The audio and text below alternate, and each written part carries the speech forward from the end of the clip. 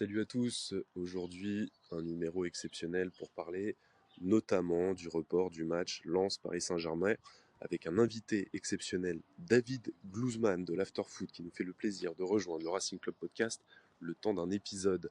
Nous avons parlé avec lui des coulisses de ce report, de ce que cela implique au niveau du Paris Saint-Germain mais aussi du Racing Club de Lens. Quelle place peut prendre le Racing Club de Lens dans le football français? Nous parlerons bien évidemment du match à venir contre le Lille Olympique Sporting Club, le derby que toute une région attend pour lancer le sprint final. Aujourd'hui, Valentin, David Glusman et moi-même, bonne émission à tous.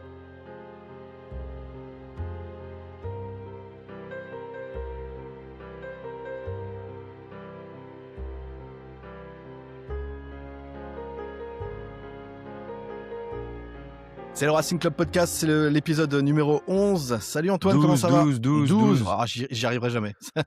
Salut Antoine, comment ça va? Salut Val et salut David, très bien. Et vous, messieurs? Ça va super, on est très heureux d'accueillir David Glusman dans ce 12e épisode. Salut David. Salut, c'est un honneur pour moi d'être invité du podcast du RC Lens, bien sûr. C'est top d'être là. On fait pas exprès, on pourrait presque se renommer le Girondin Podcast, hein, parce que ça fait 3 invités qu'on reçoit, toi et puis avant Scipion et Flo Tognuti, 3 supporters des Girondins de Bordeaux, hein, David. Absolument. En plus, on se connaît en plus tous les trois. Et j'espère qu'ils vont pas hausser les sourcils en écoutant ce podcast, mais je pense qu'on s'apprécie. Donc voilà, on s'est pas passé le mot. Mais oui, tu sais peut-être que nous, on essaie aussi en fait on est de plus en plus neutre en fait sur l'actualité professionnelle depuis que notre club est sur Vous National avez 2. moins le choix, disons. Voilà, et depuis ce week-end, en fait, on est quasiment certain de ne pas monter sportivement en Ligue 3. Donc voilà. Donc on a peut-être un regard avec un peu plus de recul. Et on vous souhaite bon courage, hein, évidemment, parce qu'on n'est pas descendu aussi bas que vous, mais c'est vrai que ces périodes-là sont pas très sympas à vivre en tant que supporter. En tout cas, merci d'être là, de C'est un parler du plaisir. Racing Club de Lens. On va parler de ce report, évidemment, ça va prendre une bonne partie de ce podcast, hein. Ça a fait les choux gras des médias, des réseaux sociaux la semaine dernière, ce report du match tant attendu, hein, qu'on attendait en tout cas le 11 avril prochain entre le Racing Club de Lens et le Paris Saint-Germain. Le PSG qui a demandé ce report et qui l'a obtenu de la part de la LFP. On va en parler avec toi dans un instant. On va un petit peu regarder les points de vue des deux camps, hein, qui se sont défendus avec leurs armes. On va se demander s'il n'y a pas une espèce de mainmise sur la LFP par le Paris Saint-Germain et Nasser El Khelaifi. Et puis ce mano à mano aussi entre Nasser et Joseph Ougourlian qu'on ressent depuis notamment ce qui avait fuité des visios l'année dernière. On sent qu'il y avait un petit match dans le match, hein, dans cette décision-là. Et puis en fin de podcast, dans ce débrief de ce report, les conséquences de ce report sur le produit Ligue 1 et sur le Racing Club de Lens. Et puis on parlera un petit peu derby, hein, à la fin de à la fin de la mission, Quand même, Antoine, n'oublions parce pas. que finalement on va reparler du terrain aussi, et le derby approche à grands pas. On démarre sans plus attendre, David, Antoine, d'abord tout simplement ce report, hein. Est-ce que dans l'ensemble, pour démarrer ce débat, David, quand tu as appris ce report, est-ce que tu as été plutôt surpris? Est-ce que tu as été choqué ou plutôt tu as trouvé ça plutôt logique finalement? Non, mais surpris absolument pas. Parce que de toute façon, l'issue était plus ou moins attendue. Je pense que les déclarations de Vincent Labrune et la remise en avant de la fameuse et fumeuse théorie des locomotives qui guide en fait son mandat, ses mandats même, nous annonçaient un report. Le format même de décision qui permet l'absence de droit de veto du club concerné ou de n'importe quel club annonçait aussi ce report, mais ça ne veut pas dire qu'il est pas profondément injuste. Il est injuste sportivement, il est injuste éthiquement, si je peux me draper d'habits de père la morale, et on en reparlera un peu plus tard dans ce podcast. Il est dramatique à une époque où on essaie de vendre le produit Ligue 1, où on essaie de lancer notre propre plateforme, s'aborder et placer ce qui devrait être le choc du championnat entre la poire et le fromage, entre deux multiplex.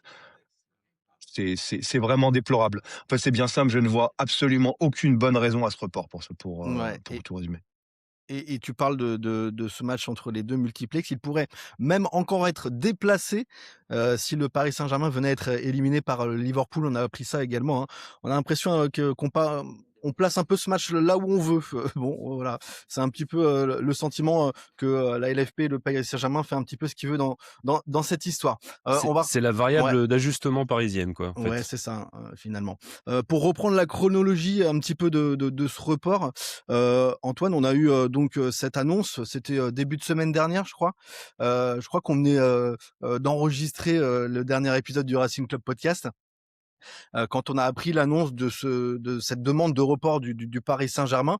Et alors c'était dans les tuyaux, hein, on avait eu des échos bien avant, et dans le même temps, on apprend que, le règlement de la LFP permet ça, et que le Racing Club de Lens finalement n'avait pas grand-chose à dire dans cette histoire, puisque c'était le vote du CA, qui comptait. Dans le même temps, le Racing Club de Lens, sort ce communiqué, hein, finalement, dans les heures qui suivent, disant qu'il est contre ce report, tout ça serait décidé 3 jours, plus tard.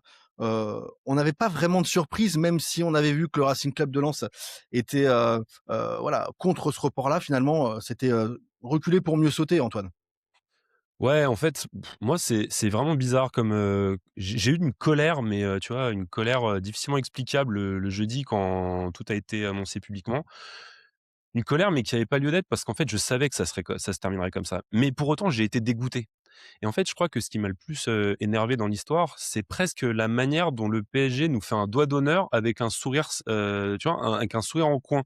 Genre, notamment les sorties de Luis Campos quand il vient comme ça, dire que, actuellement, le COEF, européen français est en danger alors que mais c'est en source ouverte. Tu as juste à ouvrir Google, en 2 clics, tu te rends compte que c'est des conneries. Et en fait, c'est presque la forme avec laquelle le Paris Saint-Germain a eu recours à ce levier que nul autre club de Ligue 1 ne possède, qui me dégoûte foncièrement parce que au-delà du fait qu'effectivement tu peux dire que le RC Lens fait la saison, pas de sa vie parce qu'il y a 3 ans, on était quand même déjà, sur des hauteurs, assez incroyables. Mais de répéter ça, en fait, c'est une forme d'exploit encore plus fort de répéter 3 ans plus tard ce qu'on a fait en 2022-2023 et de voir qu'en fait, d'une petite décision d'un village Potemkin et ben, en fait, on nous dit: «Votre fin de saison, on reconfigure tout Ouais, et on vous emmerde». Et ça, ouais. en fait, c'est dégueulasse. C'est dégueulasse et en ça, la rhétorique parisienne, j'ai trouvé ce club qui a presque réussi à rassembler tous les amoureux du football l'année dernière en Ouais. France, et ben, en fait, a tout jeté par terre et presque en s'en foutant royalement. Et c'est ça vraiment qui me dégoûte. Je trouve que au-delà de toutes les considérations, techniques, économiques, c'est vraiment c'est vulgaire et c'est cracher à la gueule du foot français, je trouve. Est-ce que, alors évidemment, nous on est directement impactés parce qu'on est supporters du Racing Club de Lens, David, Mmh. mais est-ce que tu peux comprendre cette colère, cette façon de dire finalement la saison du Racing Club de Lens, on s'en fiche un petit peu, quoi? Ouais, alors moi je voudrais aussi rajouter, Strasbourg en fait, puisque Strasbourg a aussi, bénéficié d'un passe-droit. Alors même s'il y a moins d'impact et que Brest était visiblement volontaire pour que voir son match repoussé, il y a aussi Strasbourg en fait à qui on a Tu fais bien de le accordé dire, ouais. ce passe-droit. Moi ce qui me dérange c'est quelque chose de plus global. Il y a 2 points principaux qui me dérangent. Le premier point, c'est que si on regarde, pardon, toutes les réformes qui ont été faites ces dernières années en Ligue 1, toutes les réformes ont été prises pour avantager les clubs les mieux lotis, les mieux dotés, les clubs européens, ce que Vincent Labrune appelle les locomotives, c'est ce que je disais en introduction. C'est-à-dire qu'on a réduit le nombre de participants de 20 à 18. On a supprimé la coupe de la Ligue. Les droits internationaux sont désormais réservés aux clubs qui ont scoré des points au classement UEFA sur les 5 dernières années. CVC, la part du lion de CVC s a été autant plus attribuée au PSG, à l'OM, qui a été aussi, en comparaison du PSG, floué. Et sur un critère parfois un peu surprenant, à des clubs, un club comme Nice et pourtant pas un club comme Lens ou pas un club comme Saint-Étienne, par exemple. Voilà. Donc je pense que le président River a fait jouer des leviers Des et leviers, on ouais. il a complètement raison. Écoute, Mmh. chacun prêche pour sa paroisse. Mais donc en fait, il y a toutes ces réformes ont été ont tiré dans le sens d'une scission entre club locomotive et autres clubs. Dans un environnement économique où la principale ressource de ces autres clubs est en train de se tarir parce que ces autres clubs, ils ont pas forcément de mécènes, ils ont pas forcément de fonds souverains, ils ont pas forcément de fonds d'investissement, donc ils ont moins la capacité économique à absorber justement ce choc. Et la deuxième chose qui me chagrine, c'est qu'encore une fois, et comme toujours, mais ils n'y sont pas obligés, le Qatar, le PSG montre d'une absence totale de réflexion collective concernant le championnat. Alors moi, je suis peut-être un doux rêveur, je suis peut-être complètement idéaliste, mais je pense que quand on a leurs moyens, que quand on bénéficie de leurs leviers, quand on bénéficie de leurs accès aux médias, on aurait tout intérêt à faire en sorte qu'il y ait une redistribution un peu plus juste et qu'il y ait une ligue un peu plus forte et que toutes les décisions soient prises dans le sens de l'équité, plus que dans le sens d'une scission des plus forts vers les plus faibles. En fait, quand tu es si fort, quand tu as construit un si beau projet, parce qu'ils ont développé une marque, il y avait de l'argent étatique, mais ils ont, voilà, les accomplissements sportifs récents et la création de marque est indiscutable. Quand tu es si fort, tu te dois de ne pas oublier les plus faibles sur le bord du chemin, même si ces plus faibles ont plus gaspillé de l'argent pendant des années et des années, l'argent des droits télé, l'argent des droits BIN. Tu te dois d'avoir une vision collective du championnat. Mais quand il parle de ces indices UEFA, on avait l'impression que les éléments de langage étaient déjà prêts de toute façon à répondre à la fronde, qui allait se lever parce qu'ils se doutaient bien que ça allait pas passer crème comme ça. On a le sentiment finalement qu'ils veulent passer pour les sauveurs, qu'ils veulent passer pour, ceux qui sont là, qui sauvent le championnat et en même temps, on a l'impression qu'ils le piétinent petit à petit, Mais c'est ça, parce c'est que c'est la fameuse théorie du ruissellement qui, alors tu sais, moi je suis pas forcément quelqu'un de gauche politiquement, mais la théorie du ruissellement, tu sais, j'en suis revenu un peu. La théorie du ruissellement en Ligue 1 encore plus. Donc je pense que le PSG agit pour le PSG. Grand bien leur face. c'est ça. Je suis pas forcément sûr que si le PSG venait à changer d'actionnaire, à avoir des moyens beaucoup plus modestes, d'autres équipes ne combleraient pas ce trou laissé par le PSG et ne scoreraient pas des points, ne marqueraient pas, pardon, des points UEFA, peut-être un peu moins, mais de manière un peu plus partagée. Mmh. Moi, je me souviens avant l'hégémonie parisienne et avant l'hégémonie lyonnaise, il y avait régulièrement le classement UEFA était pas forcément bouleversé. On a toujours été avec des pics à la Bah oui, on a toujours deuxième, été on a cinquième toujours au été final. exactement la 4, 5e, sa 5e puissance européenne. On n'a pas forcément bougé. Donc voilà, donc après c'est complètement, c'est une projection. Mais je pense qu'on est on sera certainement entre le fait de sans le PSG, la Ligue 1 serait le championnat roumain et si le PSG disparaissait, il n'y aurait aucun impact sur le coefficient UEFA. Je pense qu'on est un peu plus proche de la situation actuelle que du championnat roumain en Slovaque. Non, mais tu raison.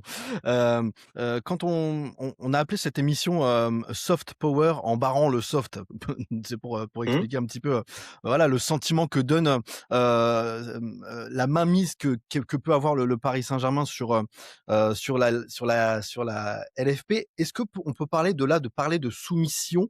Parce que quand on voit le vote du CA à l'unanimité dans ce genre de situation où tu as quand même, 2 clubs, voilà, Lens n'est pas à 10 points du Paris Saint-Germain, pas encore en tout cas.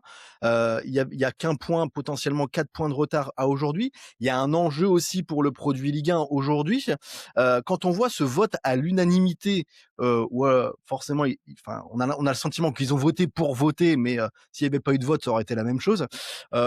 Est-ce qu'on peut parler vraiment aujourd'hui de soumission au power, à la puissance du Paris Saint-Germain de la LFP, David?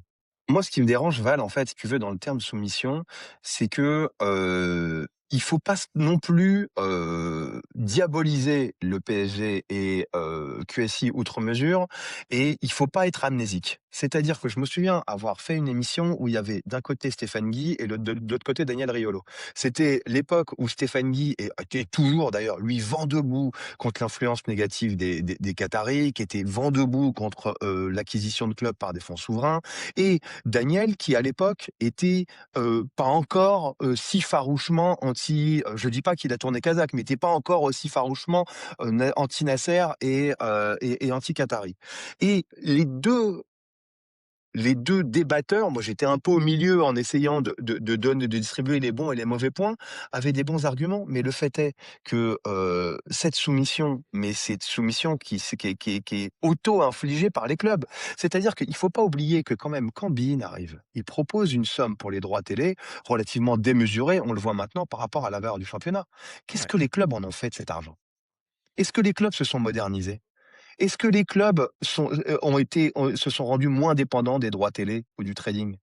Quel club, en fait, vraiment, avec cet argent qui qui était démesuré par rapport à la valorisation de la Ligue 1, quel club a vraiment utilisé cet argent de façon pérenne et n'a pas cédé à une inflation salariale?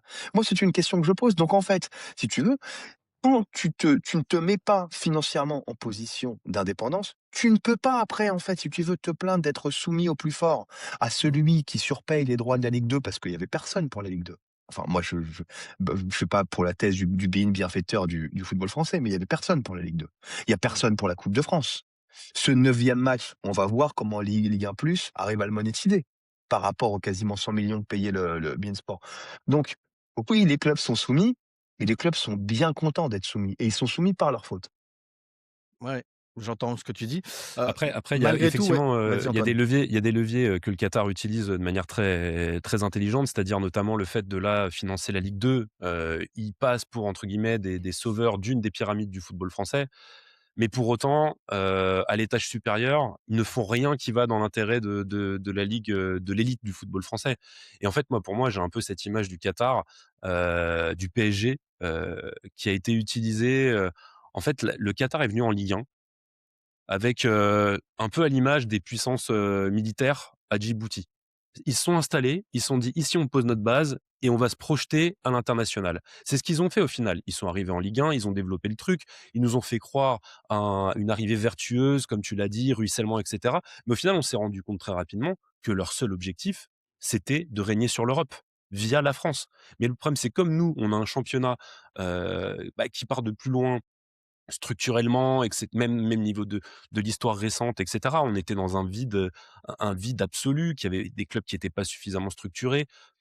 Le PSG arrive avec toute sa puissance et en fait est devenu le sorte de faiseur de pluie et de beau temps, en nous promettant, qu'on allait gagner des points UEFA. Là, ils ont enfin gagné leur Ligue des Champions, très bien, et en fait tout ça, j'ai l'impression que ça leur donne une sorte de légitimité à faire absolument ce qu'ils veulent. Mais au détriment, encore une fois, comme vous l'avez dit, de l'intérêt global du foot français. Parce qu'aujourd'hui, ceux qui font la comparaison entre la Ligue 1 et la bouillie sur l'omnipotence du Bayern Munich, OK, factuellement, c'est vrai. Mais comment est-ce qu'on peut comparer l'évolution du Bayern avec l'évolution du Paris Saint-Germain? C'est encore une fois, c'est de c'est toujours cette rhétorique qui tourne autour de 3-4 arguments et contre-arguments, qui fait qu'en fait, aujourd'hui, on a le sentiment qu'il y a une rupture totale entre le Paris Saint-Germain et le foot français, au point que moi, aujourd'hui, j'en suis presque arrivé à un: «Vas-y, allez-y les gars, faites votre Super League». Parce qu'au final, le PSG, j'ai le sentiment qu'il joue sur 2 tableaux en nous faisant croire qu'ils ne voulaient pas la Super League, alors qu'en fait, ils veulent une forme de Super League. Mais le problème, c'est qu'aujourd'hui, nous, en tant que fans de foot mais en fait, tous les clubs de Ligue 1 sont pris dans le piège entre une Super League, européenne et une Première Ligue anglaise qui a la capacité de faire en sorte qu'elle ne voit jamais le jour. Et en fait, moi, je me dis que notre salut viendrait du fait qu'on accepte qu'aujourd'hui, il y a des clubs qui sont plus du tout connectés avec leur base et qu'en fait, le Paris Saint-Germain, je pense qu'aujourd'hui, la meilleure chose qui arriverait au foot français, ça serait qu'au début de chaque saison, les clubs challengers puissent se dire dans leur budget, on peut jouer le titre. Parce qu'aujourd'hui, tous les clubs disent, je joue la 2e place, je joue la 3e place, je joue la 4e, je joue la Coupe d'Europe, etc. Et au final, il n'y a plus il y a plus de dynamisme et je trouve Bah, de pour moi, Antoine, tu sais, l'argument principal contre, la venue des fonds souverains et des fonds souverains qui viennent de n'importe où, j'aurais dit exactement, en fait, si Norges, le fonds souverain norvégien, avait investi dans le championnat de France, c'est une capacité à se tromper bien trop importante, en fait, par rapport, à la concurrence, et de 2, et ça, en fait, les gens l'ont pas vraiment immédiatement appréhendé. C'est-à-dire que la C1, et donc le prize money qui va avec la C1, c'est une des plus importantes et des plus, potentiellement régulières sommes d'argent qu'un club peut estimer toucher s'il travaille bien. Et alors maintenant, il y a 25 de cette somme qui est préemptée, d'ailleurs ça c'est vérifié parce que le PSG a toujours joué la Ligue des Champions depuis qu'ils sont arrivés. Donc si on regarde si tu regardes historiquement avant le PSG, combien de fois le PSG a joué avec des champions et après, tu peux te dire que, et je vais utiliser un terme qui est pas juste, mais il y a 1 milliard de prize money, droits télé, Ligue des champions, qui a été détourné vers le Qatar au détriment, justement, d'autres clubs méritants qui finissaient 4e malgré une saison extraordinaire et qui auraient peut-être fini 3e et dont on aurait accès à la Ligue des champions si le Qatar n'avait pas été là. Donc donc ça, cet impact, on l'a très, très peu mesuré également. Et après, il y a aussi ce que tu as dit, cette influence. Le Qatar maintenant, noyaute et influence toutes les instances européennes, que ce soit l'UEFA, que ce soit le CA, donc la France a été la porte d'entrée et jusqu'à la que, FIFA même, parce que tu ju leur donnes ju pas une coupe du monde, en ex plein ju hiver, ju ju jusqu'à la FIFA, et c'est regardez le soin pris par la Premier League pour juger de l'affaire des 115 infractions de Manchester City. C'est-à-dire que tu ne sanctionne pas un club qui est détenu, mais même par n'importe quel milliardaire ou par n'importe quel fonds d'investissement, de la même manière que tu sanctionnes un club qui est détenu par un fonds souverain avec des intrications politiques. Donc, tu vois, cette espèce de soft power donne aussi un autre avantage au Qatar qui, à mon sens, est négatif pour la Ligue 1 hors PSG. Moi, j'accepte en fait, si tu veux, maintenant cette surdomination, mais c'est plus cette espèce de leçon, de cette espèce de condescendance, C'est ça. qu'on nous sert après en disant: «Mais vous devriez être heureux, vous devriez vous en Nous satisfaire, remercier, vous devriez», mais tu sais, c'est un peu en fait le même discours que moi j'avais eu des discussions assez animées, avec des supporters marseillais après l'époque du Tout Corrupt, et vraiment il y a des gens qui disaient: «Mais vous verrez le jour où on partira jouer en Serie A, où on partira jouer en Super League». Mais je trouve qu'il y a une vraie déconnexion en fait entre ce que les supporters de ces clubs pensent, l'impact bénéfique et positif qu'ils pensent avoir sur le championnat de France, c'est ça. et le vraiment ressenti des observateurs un peu externes. Et moi, je le dis en toute tranquillité, puisque moi, mon club est en National 2, donc vous savez, enfin, moi, je suis plus du tout en fait dans cette guerre interne. Ouais, ouais, ouais. C'est hyper intéressant. Justement, tu parlais tout à l'heure, peut-être des clubs qui n'ont pas réagi à temps, au moment de la bascule, des droits télé. Nous, on a le sentiment que peut-être un petit peu tard, mais Joseph Gourlian a eu ce virage il y a 1 ou 2 ans, justement. Et ça correspond à peu près au moment où il a commencé peut-être aussi à tenir tête à Nasser Al-Khelaifi, au moment où, il y a eu les prises de bec, pour les droits télé, hein, parce que pendant un long moment, on n'était pas sûr encore qu'il y aurait des droits télé. C'était il y a 2 saisons de ça, je crois, 2024. Hem, Est-ce qu'on n'a pas le sentiment aussi que ce report, il y avait peut-être un match dans le match au-delà des intérêts du Paris Saint-Germain? Est-ce que tu as le sentiment, Ouais, bien qu'il y sûr. aurait pas aussi, Mmh. un espèce de: «Bah, tiens, je vais t'avoir aussi à Joseph Oughourlian» parce Il a que, de l'ego, justement, il lui Gourlian. avait tenu tête, à Non, non, mais Nasser, attendez, Gourlian, il a de l'ego, hein. Enfin, ouais, Gourlian, c'est un mec qui fait du restructuring. C'est-à-dire que c'est un mec qui identifie des entreprises en difficulté et des opportunités de les redresser. Donc c'est un gars qui non seulement a des cojones et en plus, a cette espèce de satisfaction de redresser, d'accomplir, de réussir là où d'autres ont échoué. Donc il faut pas croire en fait que c'est juste un financier assez froid. Il a mis énormément d'affect dans cette guerre avec Nasser, et moi je trouve que de toute façon, en fait, ils ont joué, ou Gourlian est en train de jouer le rôle que l'Olympique de Marseille n'a jamais voulu jouer ces dernières années. Voilà. Pour moi, le principal opposant, ça devrait être l'Olympique de Marseille, parce que c'est l'Olympique de Marseille qui s'est dans la re dans la répartition CVC, dans les clés de répartition de droite et qui est régulièrement floué. Parce que le produit Ligue 1, et je suis désolé de le dire, c'est ni Lens, ni Bordeaux, ni Saint-Étienne, ni Lille, c'est Mmh, Paris-Marseille. bien sûr. Voilà, c'est ce qui fait regarder la Ligue 1, c'est Paris-Marseille, quoi qu'on en dise, et que, il y a un grand frère et un petit frère, dans tout ce qui est clé de répartition, récemment. Donc, moi, que ce soit Joseph Oughourlian qui moi, j'avais fait des avis désolé de parler de moi, j'ai utilisé moi beaucoup trop souvent, Mais c'est mais bien, tu là pour ça. même dans l'after, j'avais régulièrement fait des avis mettant en avant sa gestion, que ça vienne du plus intelligent des présidents, moi, ça me va parfaitement, Mmh, mais attention à ne pas rentrer, dans une guérilla personnelle et surtout ne met ne alors il va pas j'espère qu'il va nous écouter, mais ne mettons pas ça sur le plan de David et Goliath. C'est-à-dire que si tu, rentres sur le terrain, oui, comme il l'a fait après, sur les puissants, sur la règle du plus fort est toujours la meilleure. Moi, ce qui me dérange quelque part, c'est qu'on va pas se le cacher.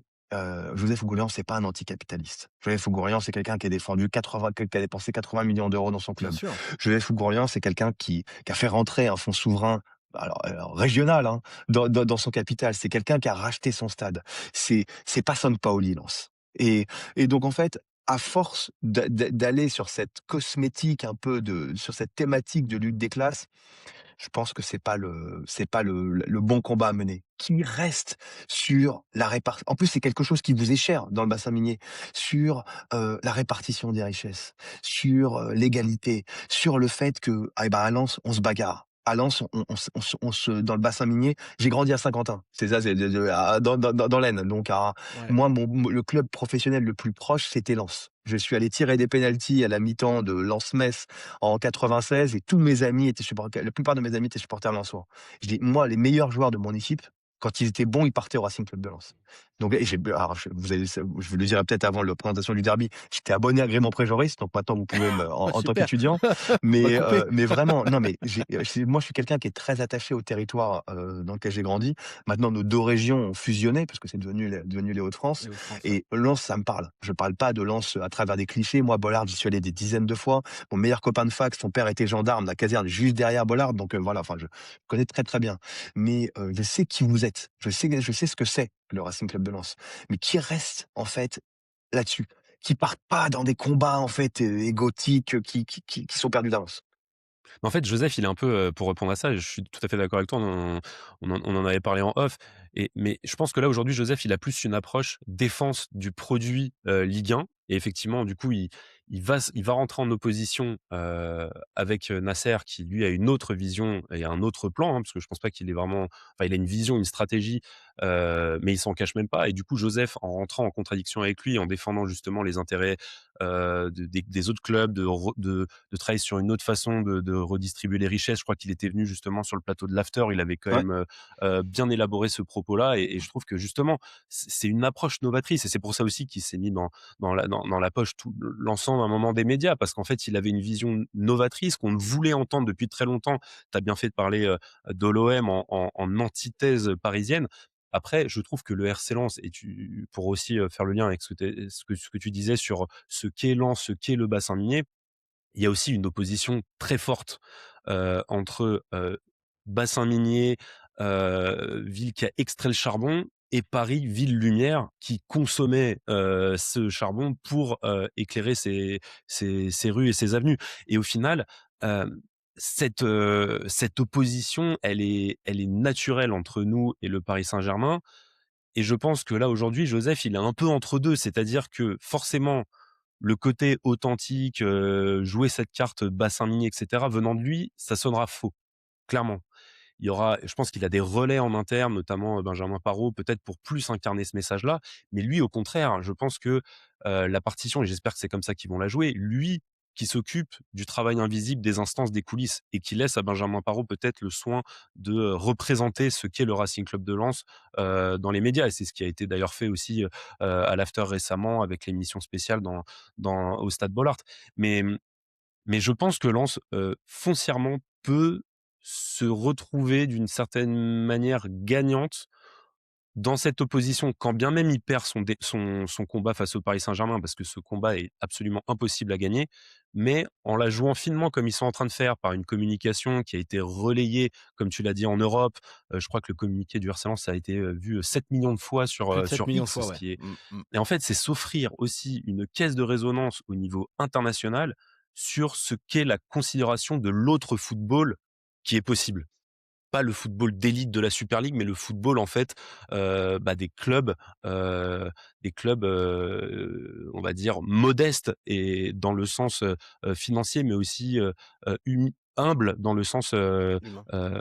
redistribution, et peut-être aussi fair play avec les autres. Et c'est en ça que je pense qu'il y a un vrai positionnement gagnant que le RC Lens pourrait choisir. Et je sais que toi, que David, peut-être je te repasse la balle, tu étais assez en ligne aussi avec ce positionnement possible du Racing Club de Lens. Ah, mais de toute façon, Lens, enfin, il doit prendre, puisqu'il y a une vacance du pouvoir, il doit prendre, quitte à prendre des coups, il doit prendre le rôle de premier opposant au Paris Saint-Germain et à la non-redistribution des richesses. Puisque Marseille, il y a une on parle de vacances du pouvoir, Marseille, il y a une vacance de pouvoir. Marseille n'a pas encore de DG et ça va être difficile pour un DG arrivant à Marseille immédiatement de revêtir les habits de l'opposant numéro un. Je pense qu'il aura beaucoup de choses, trop de choses à gérer en interne pour vraiment partir à la bagarre avec le Qatar immédiatement. Rennes, exactement pareil. Guillaume Cerruti vient de partir. Vacances du pouvoir, Monaco, ils bénéficient, eux, d'un tassement fiscal avantageux, ce qui fait que c'est pas forcément les plus légitimes à y aller aussi. L'étang, ancien employé du PSG, il est brillantissime, mais je pense que c'est pas non plus le plus à même. Keller, pétré dans des histoires, dans ses propres querelles intestines avec une fronde. Et celui qui est légitime, qui rassemble, qui est incontestable dans son club et qui est incontestable au niveau du travail effectué, c'était Joseph Oughourlian. Et Joseph Oughourlian, je suis absolument désolé, il doit prendre, de façon intelligente, il doit prendre ce rôle de premier opposant. Mais il était dans Absolument. le CA, hein, et c'est lui qui a décidé d'en partir parce que justement il disait: «Les dés sont pipés, ça sert à rien, je ne pourrais rien faire». Mais tu peux faire la guerre ailleurs. Enfin la guerre, c'est quelqu'un de bilingue, qui est même multilingue, c'est quelqu'un qui passe parfaitement dans les médias internationaux, c'est quelqu'un qui peut emmener derrière lui, c'est quelqu'un qui a mis son oseille et ça, c'est hyper important. C'est Mmh. pas un président délégué, c'est son blé. C'est son argent qu'il est en train de miser. Et donc moi, j'aurais toujours, même les pires actionnaires du monde, même Valdemar Kita, je vais vous dire quelque chose, la famille Kita, je comprends complètement la Brigade Loire, je comprends complètement tout ce qu'on peut leur reprocher, mais ils mettent leur oseille. Et un mec qui met son oseille dans le football actuel, c'est respectable. Donc oui, il doit, sans trop en faire, avec intelligence, il doit prendre ce rôle de super opposant. Quand on voit les proportions qu'ont pris, sur les réseaux sociaux, dans les médias, il y a eu une pétition peut-être un peu tard qui a été lancée par RMC notamment. Le retentissement à l'étranger, Sky Sports, plein de clubs, anglais qui ont réagi. Quand on voit le retentissement qu'a eu, finalement ce report, qui reste un match de Ligue 1, un report d'un match de Ligue 1 de championnat de France, qu'est-ce que ça dit aujourd'hui, les proportions, qu'ont pris, ce report? Comment tu expliques toi que ça ait pu prendre autant d'ampleur? Parce que c'est inédit. Enfin, c'est déjà d'une, c'est inédit. Les autres grands championnats ne le font pas ou le font de façon très épisodique. Et surtout, imaginez le message pour quelqu'un d'étranger, on va dire un suiveur anglais, journaliste anglais. Quelqu'un qui est resté à la dernière image collective qu'il a du PSG, c'est le triomphe 5-0 à Munich contre l'Inter. La dernière news qu'il a entendue sur le PSG, c'est le PSG qui était le deuxième chiffre d'affaires européen avec plus de 800 millions d'euros de chiffre d'affaires. Et là, il apprend que pour la deuxième fois de la saison, ce PSG va, influencer sur, l'arrangement du calendrier pour affronter Liverpool. Enfin, ce même Liverpool qui l'a battu sans coup férir au penalty, mais dans le contenu, ils étaient bien au-dessus l'année dernière. Ce même Liverpool qui est en crise. Pas très sérieux. Enfin, franchement, je Non, pense que et surtout que la LFP a clairement fait comprendre que c'était la 2e fois et peut-être qu'il y aurait une 3e fois si ça devait encore arranger le Paris Saint-Germain. Donc en fait, c'est complètement une compromission et se dire on nous appelle la Farmers League. On nous appelle ah la ouais, Farmers à tort, à tort. Liga des Granjeros dans le pays dans lequel je vis. Mais on nous appelle la Farmers League, mais vraiment à tort. Et parce que les Anglais ont quand même, enfin, je suis très anglophile, mais ils ont quand même beau jeu en fait de critiquer le grenier qui a permis à tant de joueurs de briller chez eux. Mais mais on nous appelle la Farmers League. Est-ce que vraiment c'est sérieux? C'est une admission de faiblesse énorme.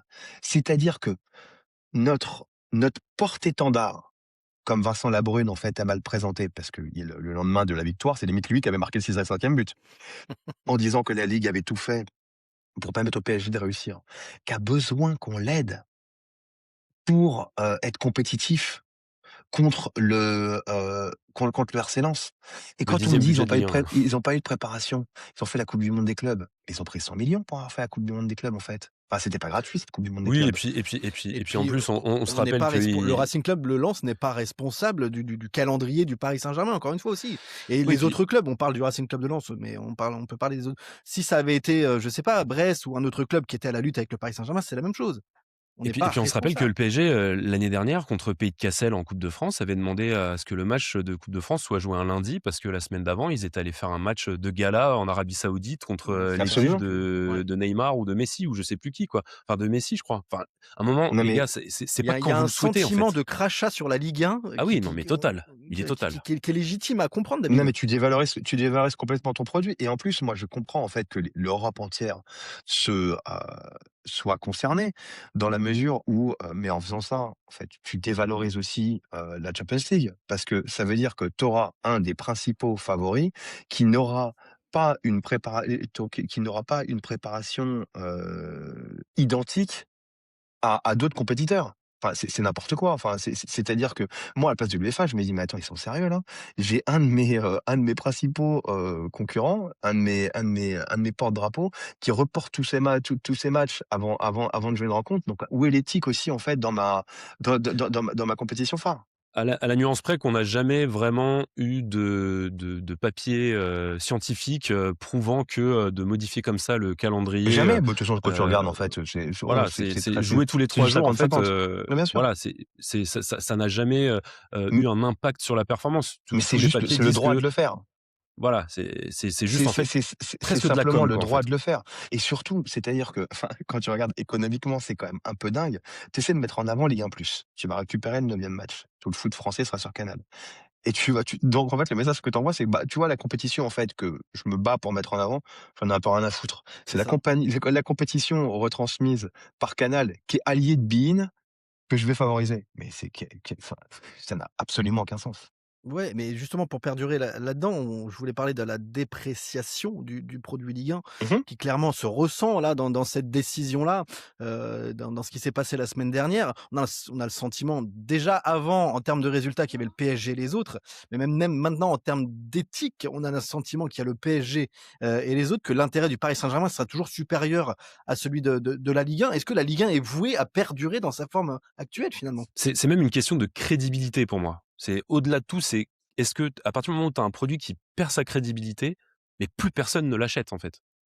Et la crédibilité, c'est vraiment le fondement de la valeur d'un produit.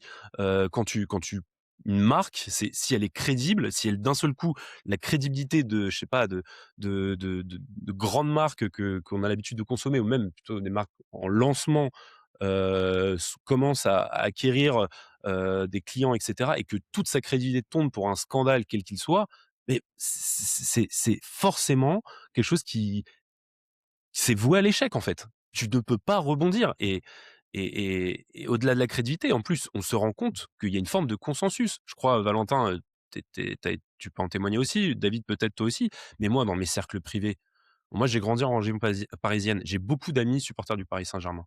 Mais dans mes cercles privés, tous mes potes supporters du Paris Saint-Germain, ils m'ont tous dit la même chose. C'est abusé ce Oui, qu'on est c'est en train de vous scandaleux, faire. bien sûr. Et donc, en fait, Ouais. même dans les lignes du Paris Saint-Germain, et j'ai même des échos venant de la Ligue, même au sein de la Ligue, ça fait pas consensus.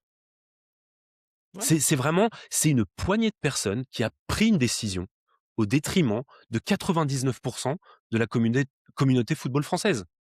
Ni plus ni moins.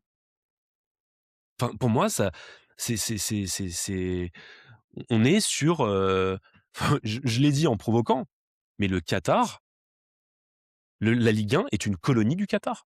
Ils font ce qu'ils veulent. Est-ce que tu penses, David, que, pour répondre à la question que j'ai posée tout à l'heure, la Ligue 1 finalement, elle est vouée à perdurer dans sa forme actuelle, dans sa forme originelle, notamment, avec les problèmes de droits télé et compagnie? Quand on voit qu'aujourd'hui, les priorités du Paris Saint-Germain, passent avant, l'importance du championnat, est-ce que finalement, dans sa forme actuelle, on est voué à voir peut-être, disparaître la Ligue 1 actuellement? Non, disparaître la Ligue 1, je pense pas, mais c'est vrai qu'il faut qu'on s'habitue à une nouvelle économie qui sera peut-être un peu meilleure que celle qu'on a actuellement. Parce qu'il y en a encore ce qu'on appelle une période de ramp up, en fait, sur Ligue 1+. C'est-à-dire qu'une période d'abonnement où on essaie de fidéliser, en fait, les gens à Ligue 1+. Je suis pas sûr que le format chaîne propre, perdure. Si je devais, faire une prédiction, ce serait qu'on aura un distributeur, exclusif. On aura un minimum garanti d'un nouveau ou d'un ancien acteur, mais un montant, revu à la baisse, à 100-350 millions. Voilà, moi ça me la Ligue 1 Mais avec les selon toi, David, droits. c'est quoi le plus important? C'est d'aller chercher des chiffres à 600-700 millions sur des cycles courts, avec en plus, aucune assurance de viabilité du producteur? Ou est-ce qu'au contraire, ça serait plus d'aller sur des deals à 10 ans à Ah effectivement moi complètement, moi 200-300 il faut millions? moi alors c'est moi j'allais justement en parler. À mon sens, en fait, il faut changer la loi parce que c'est les enfin de pour des raisons de droit de la concurrence, les droits télé étaient, d'ailleurs ils ont déjà été, allongés de 4 à 5 ans ou de 3 à 4 ans la date d'attribution, la période d'attribution. Mais, non, ce serait de repasser par une modification législative et de donner de la visibilité, et de la flexibilité à un diffuseur qui paye peut-être un peu plus, mais pour plus longtemps. C'est-à-dire que Mmh. du all-in, du 300-350 millions d'euros par saison sur 10 ans, peut-être une clause de revoyure à 6 ans, avec des droits internationaux, on sera à 450. Je pense que c'est quelque chose qui est entendable, en fait, pour la valeur du produit Ligue 1. J'espère surtout pas, en fait, parce que la petite musique en creux, c'est l'individualisation des droits télé qui est interdite, en fait, par la loi. Mais, moi, j'ai peur qu'on entende les mastodontes dire: «Ah bah, de toute façon, maintenant, on va faire, du lobbying politique pour que chacun puisse marketer ses droits télé». Au final, en fait, il y aura que 2 voire 3 clubs, en fait, Mmh. qui en tireront profit. J'ai l'impression que de toute façon, en France, on oublie qu'en fait, il faut 2 équipes pour jouer une rencontre. C'est vraiment important. Non, mais Les c'est Anglais ont vrai, compris, non, mais les Anglais ont compris ça, en fait, que ouais. en fait, l'important, c'est pas du tout, les moyens que, Manchester United, Arsenal, Man City, vont avoir. L'important pour valoriser un championnat, c'est que, moi, un samedi à 13h, je reste devant un Leicester-West Ham. C'est Ouais, vraiment non, ça, mais en bien fait, sûr. qui est important. C'est que n'importe qui, n'importe quand, soit une opposition, en fait, qui fait que tu as envie de regarder la Et rencontre. et et la valeur d'un championnat, c'est aussi la valeur des équipes qui sont les moins bien loties, hein. C'est un Surtout, peu comme quand on dit, c'est comme tu ça que je tu juges l'évalue, une moi. équipe, tu juges C'est une pas les perfs équipe, en Coupe en d'Europe, regardant pour moi, c'est la le valeur des moins forts. Bah, c'est ouais, voilà, c'est exactement ça. ça. Et c'est comme quand tu dis dans une équipe, tu juges, le niveau d'une équipe en regardant le niveau de ses moins bons joueurs. Ouais, Et ben, c'est pareil absolument. pour un championnat. Et effectivement, Pareil. comme tu le dis, en Angleterre, le 18e, 19e, 20e, ils touchent, 200, je sais pas les chiffres à jour, mais j'avais vu une infographie il y a quelques années, c'était du 250 millions Bah, de regarde droits qui c'est. télé. Bah, voilà. Regarde qui c'est. Enfin, je pense que West Ham, Tottenham, et Nottingham Forest, enfin, je vais pas faire de la transposition un peu idiote, mais je suis pas sûr ils luttent pas pour les places européennes, en France. Donc non, non, voilà, il repenser collectivement le football. Ouais. Ça vient d'un banquier d'affaires, hein, qui est plus ou moins, pas libéral économiquement, mais je l'affirme. On va parler des conséquences de ce report côté Racing, hein. On va parler un petit peu de notre Racing Club de Lens. Donc, le report est acté. Lens qui devait jouer le Paris Saint-Germain le 11 avril va se retrouver à jouer le derby ce week-end. Là, on va en parler dans un instant et puis va se retrouver du coup, après 15 jours de trêve, à refaire 15 jours de trêve avant de relancer une dernière ligne droite qui va se retrouver à devoir enchaîner 3 matchs en une semaine, quasiment chaque semaine. Là aussi, encore une fois, on a vraiment le sentiment qu'il y a un des deux clubs qui est plus floué, quoi. Mais au-delà de ça, il y a aussi un sentiment de finalement, dans cette saison un petit peu incroyable du Racing Club de Lens, là c'est peut-être plus le supporter qui va parler, mais il y a un côté aussi un petit peu sentimental de la saison qui se brise.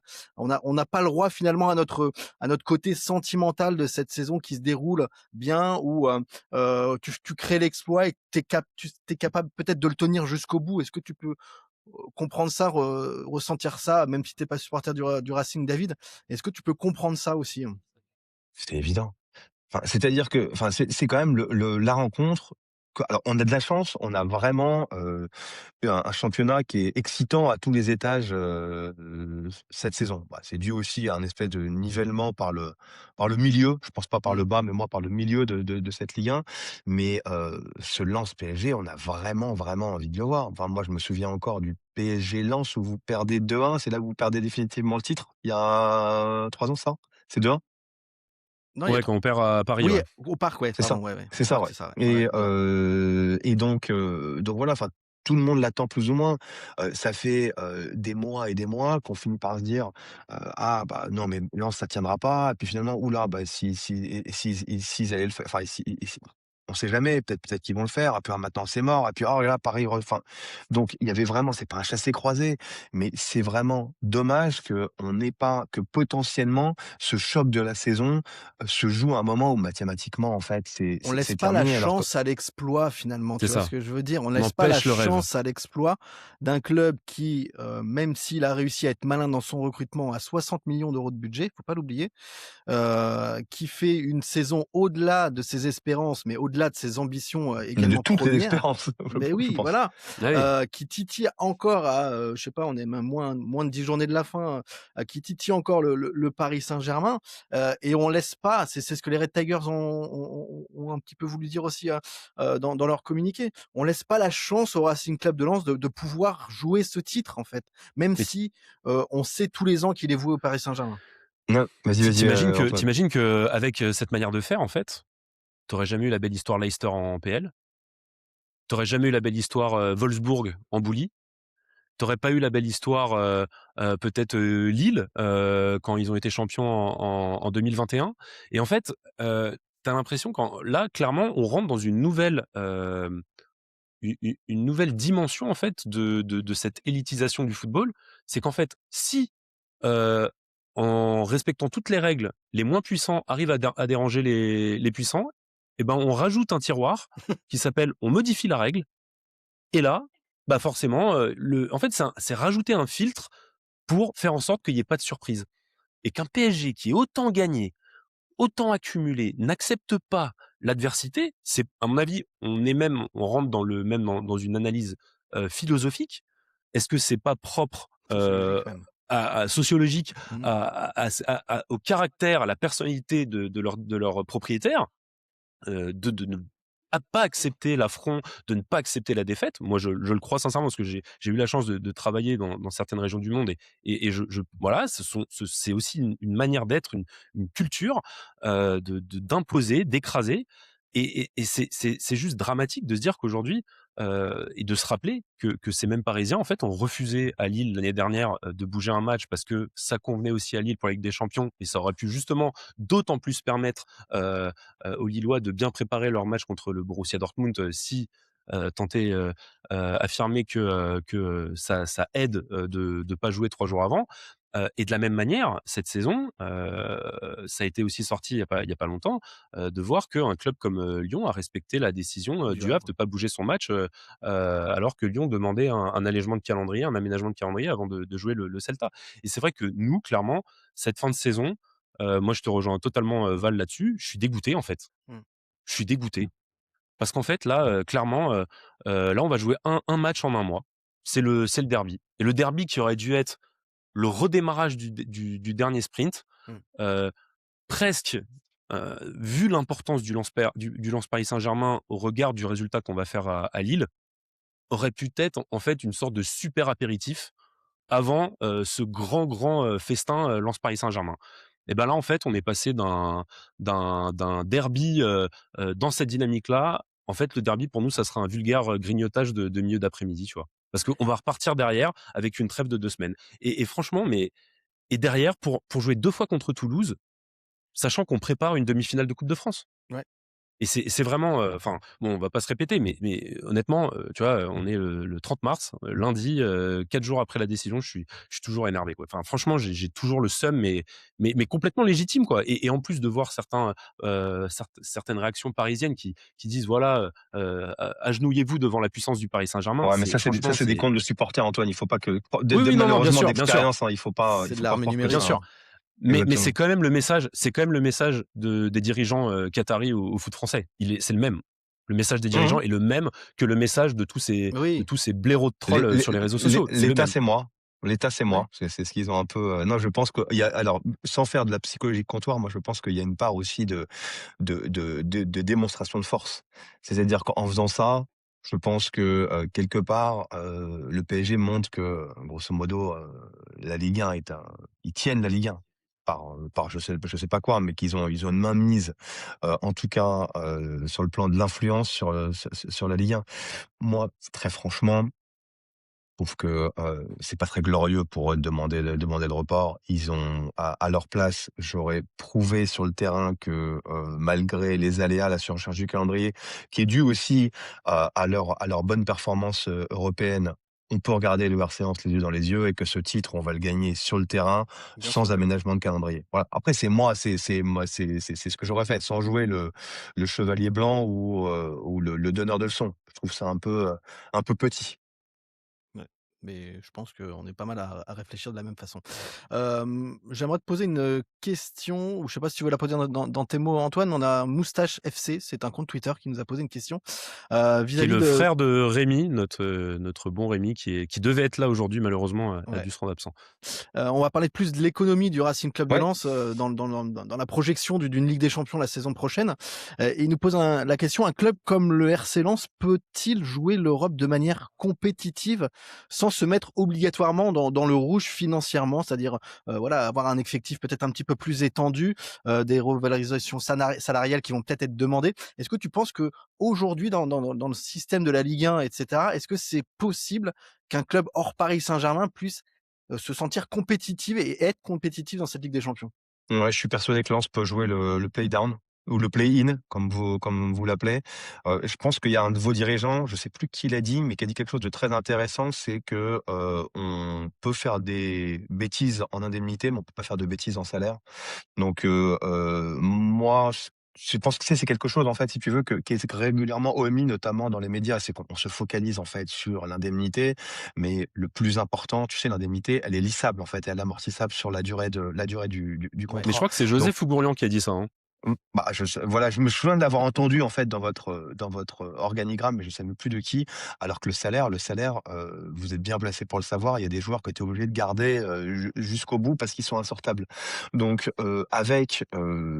optimiser cette manne supplémentaire, non pas pour revaloriser, parce que désolé de vous le dire, vous n'êtes pas un club qui revalorise. Je pense que si un joueur vous demande une revalorisation, c'est déjà le temps de le vendre, en fait. Ouais. Vraiment, moi, à la place d'un club comme Lens, c'est que dès qu'on demande une revalorisation, il faut qu'elle fine immédiatement. Qu'on s'appelle Florian Thauvin, Mamadou Sangaré, Mathieu Hudol, Robin Risser, il faut sortir.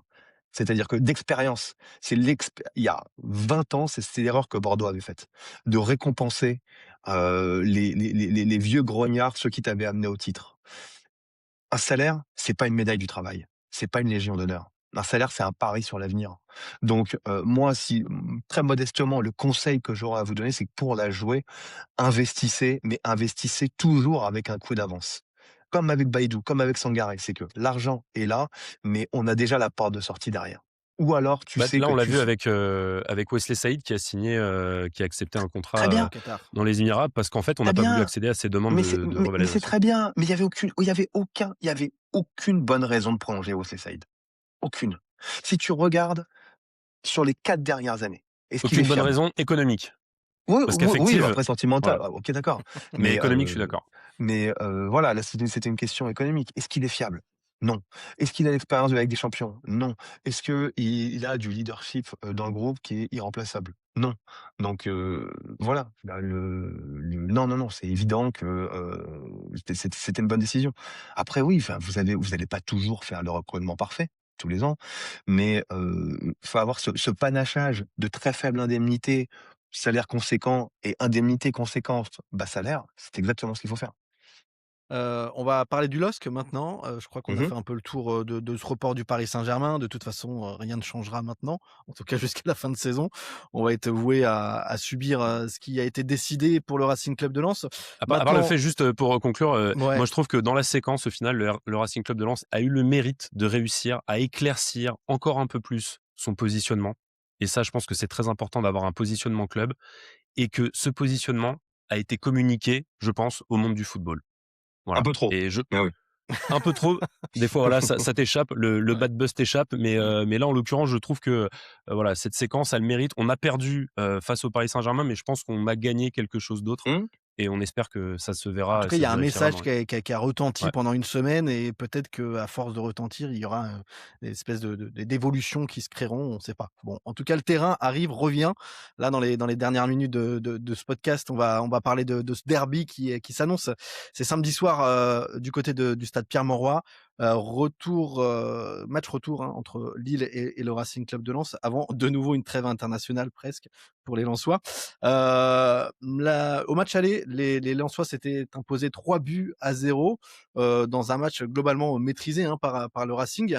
Est-ce qu'on a le sentiment, quand on regarde les calendriers justement, pas les calendriers mais le classement, le LOSC là refait une remontée finalement petit à petit en gagnant ses matchs 1-0, 2-1, refait une remontée avec un OM et un OL qui finalement pêche et peut toujours prétendre aujourd'hui, au podium, là où un Racing Club de Lens a réussi à se créer un matelas confortable et continue de rebondir sur ce matelas encore depuis quelques journées, avec 10 points d'avance maintenant sur le troisième. On a l'impression que c'est plutôt la dernière chance du LOSC de peut-être accéder à ce podium-là, plutôt que le Racing Club de Lens, Antoine, qui a encore ce match-là justement pour voir venir.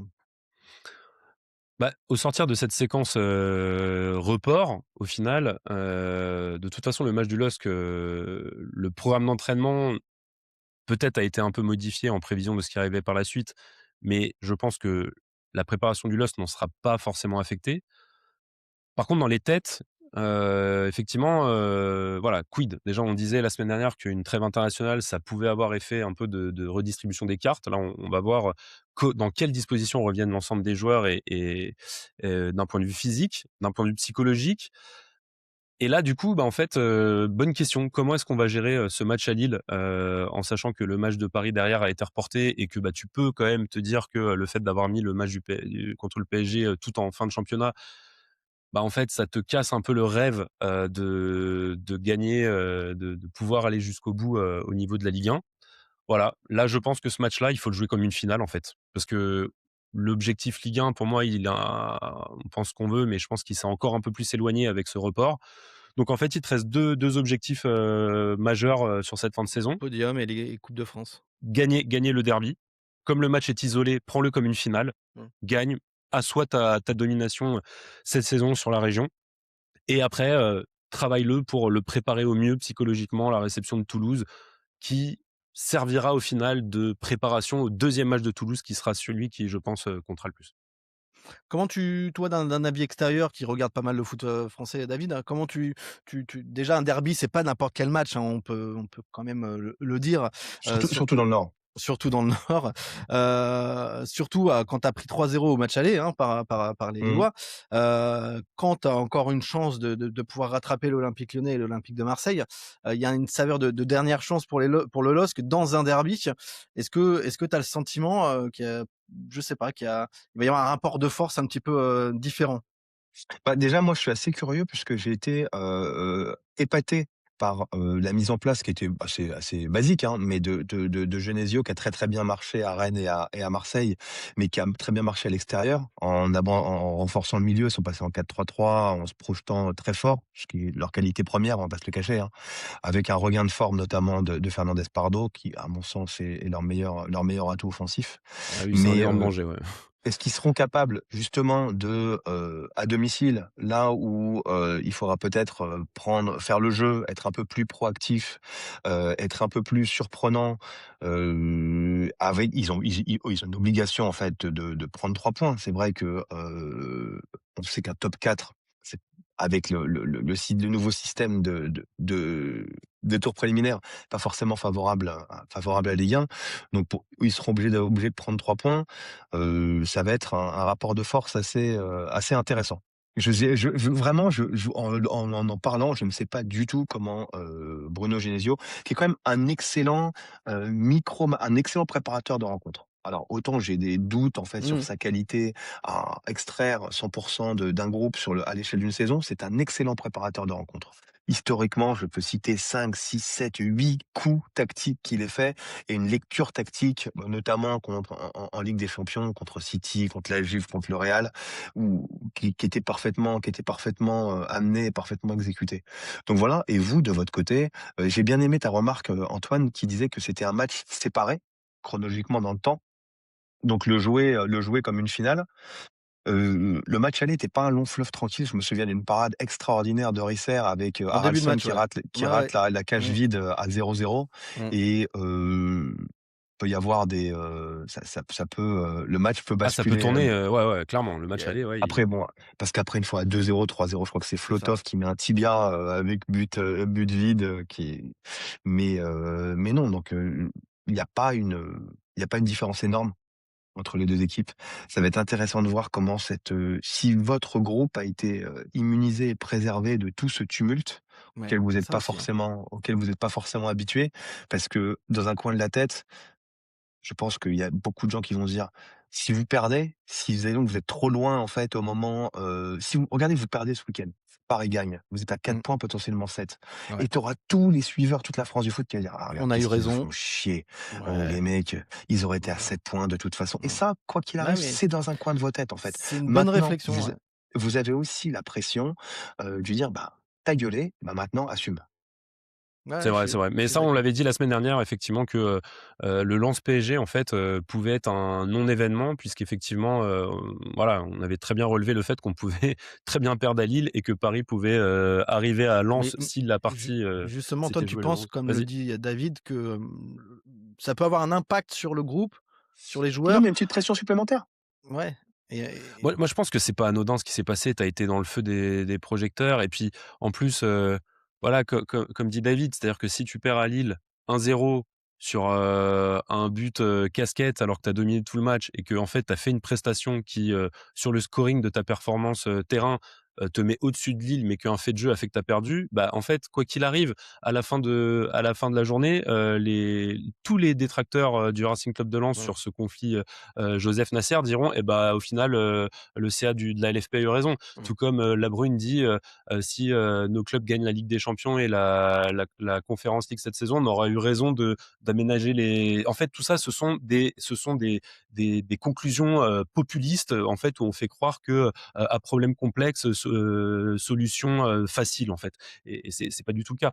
Mais pour autant, je sais pas si le groupe va être impacté, je ne le pense pas. Je pense que ça peut-être au contraire, remettre un élément de motivation supplémentaire. Mais comme je l'avais dit, la semaine dernière, le match à Lille, je suis jamais confiant à aller jouer à Mauroy, donc ouais, je suis toi, je sais d'accord. pas ce que tu en penses, Val, Ouais, non, moi, sur ce point-là? je suis jamais confiant.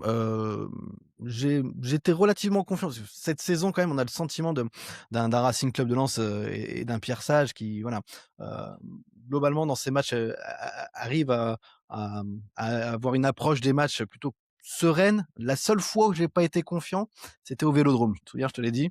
Mmh mh. On a vu ce que ça a donné, et il y avait pas photo. J'ai pas ce sentiment-là aujourd'hui, parce qu'on fait face aussi à une équipe du LOSC qui fait pas forcément même si aujourd'hui, comptablement, ils sont, 4e du championnat, en termes de jeu, voilà, ils sont pas non plus, dans un pic, de jeu incroyable cette saison et donc je pense que, je le vois vraiment à 50-50 ce derby, aujourd'hui. Ce qui peut être intéressant là pour nous, ça va être de voir, la conférence de presse là de jeudi. Ouais, les questions qui vont être Quels posées et retours vont être, officialisés par le coach si, bon, Baidoo, je vois mal, réintégrer le 11, mais voilà, c'est si tu Ah, tu crois? récupères de la profondeur de banc, ne serait-ce qu'avec Aguilar Mmh. en doublure de Saoud ou vice versa. Voilà, je pense que tu peux gagner un peu de consistance sur le long, toute la longueur du On a match. Wesley Saïd qui devrait revenir aussi, donc voilà, un dernier baroud d'honneur avant qu'il aille voir, d'autres cieux, donc voilà. Moi je reste, dans une approche plutôt 50-50, pas trop inquiet, mais pas hyper confiant. Je crois qu'on peut conclure là-dessus, Antoine? Ou ça tu as quelque chose à rajouter? Bah écoute, non, bah en tout cas remercier Ouais, David, lui laisser le mot de la fin. Merci infiniment pour ta disponibilité, hein, une bonne heure avec nous, c'était un plaisir. ouais, Et c'était un bah grand écoute, plaisir. on va te laisser le mot de la fin. Ouais, et puis Non, mais je vous remercie, en fait. rappelle aussi comment on peut te suivre si on veut te suivre, et Ah cetera. oui, bah, de Vas-y, toute hein. façon, moi, je suis intervenant épisodique After Foot. Vous pouvez me suivre sur Twitter, vous pouvez me suivre intervenant Web Girondin aussi, mais je suis pas sûr qu'en fait que, sans dévaloriser la qualité extraordinaire du travail de Web Girondin, vous soyez très intéressé par l'actualité girondine. Mais voilà, non, moi, c'est essentiellement After Foot. Et j'écris également pour des chroniques ou des coups de gueule ou des avis ou des articles explicatifs sur la finance et la financiarisation du foot pour le site d'RMC Sport. Donc voilà, c'était un vrai plaisir. Je sais que vous commencez, l'aventure en fait, médiatique, l'aventure du podcast. J'ai déjà écouté, plusieurs de vos épisodes. C'est vraiment de la qualité. C'est aussi pour ça que C'est j'ai cool. accepté en fait de participer et encore, bah, longue vie à vous et longue Merci vie au beaucoup Racing David. Club de Lens. Et C'est ça m'a cool, fait merci vraiment très beaucoup plaisir de David. partager cette heure avec vous en tout cas. Super, et puis on peut te suivre aussi donc tu l'as dit sur Twitter, on peut suivre tes analyses, par moment de l'actualité footballistique, et bien sûr on mettra, ton arrobase dans toutes les infos de ce podcast. Merci beaucoup Super, David, merci beaucoup en tout cas. Merci, au et revoir. puis, merci à tous ceux qui ont suivi ce 12e épisode du Racing Club Podcast. Rendez-vous la semaine prochaine pour débriefer bien sûr, ce derby, du côté de Pierre-Mauroy, et puis on vous souhaite une belle semaine d'ici là. Allez le Racing, ciao! À plus.